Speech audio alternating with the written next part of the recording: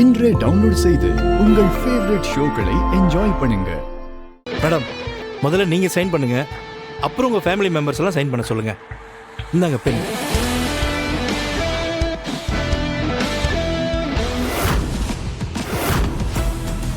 சித்தப்பா, இந்தாங்க, நீங்க சைன் பண்ணுங்க.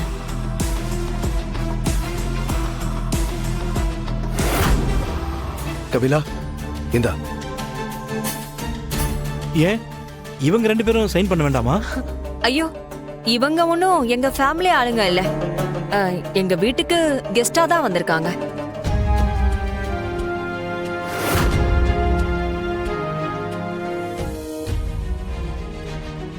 ரித்திகா, நீயும் சைன் பண்ணு.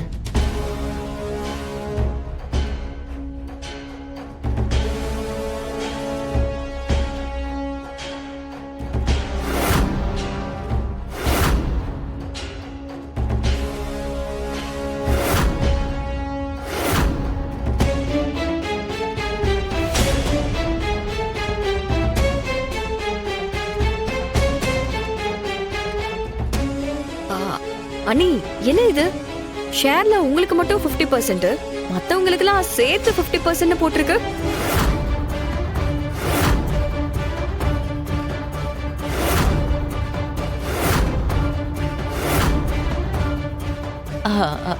ரித்திகா, அதெல்லாம் அப்புறமா பேசிக்கலாம். நீ முதல்ல சைன் பண்ணு. என்ன நீ, நான் ஒரு கேள்வி கேக்குறேன், அதுக்கு பதில் சொல்லாம சைன் பண்ணுன்னு சொன்னா என்ன அர்த்தம்? ரித்திகா, நீ என்ன கேட்டாலும் நான் கண்டிப்பா அதுக்கு பதில் சொல்றேன். இப்ப நீ சைன் பண்ணு. இல்ல நீ சொன்னா புரிஞ்சுக்கோ. அது எப்படி அண்ணி? சைன் பண்றதுக்கு முன்னாடி தானே டவுட் கேட்க முடியும். சைன் பண்ணிட்டா எல்லாம் முடிஞ்சிருமே, அப்புறம் நான் கேட்டு என்ன பிரயோஜனம்? இல்ல, நீங்க பதில் சொல்லிதான் என்ன பிரயோஜனம்? போனது திரும்பி வரவா போகுது?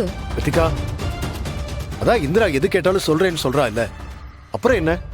நீ பாட்டுக்கு சைன் பண்ணு. ஐயோ மாமா, நான் மட்டும் என்ன கேக்குறேன்?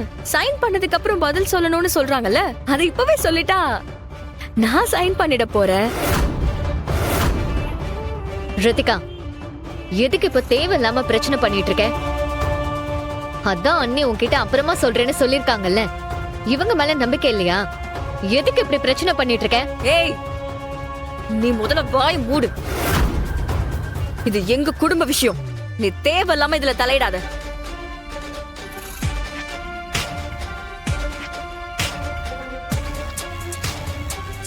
இந்திராணி மேடம், என்ன இது? நீங்க எல்லாத்தையும் ரெடி பண்ணிட்டு தானே எங்களை வர சொன்னீங்க? இவங்க என்னமோ எதுவும் தெரியாத மாதிரி பேசிக்கிட்டு இருக்காங்க.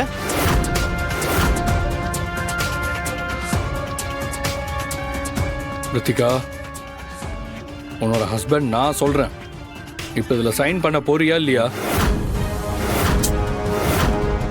நான் நினைச்சாலும் இப்போ என்னால சைன் பண்ண முடியாதுங்க, என் கையில அடிபட்டுருச்சு.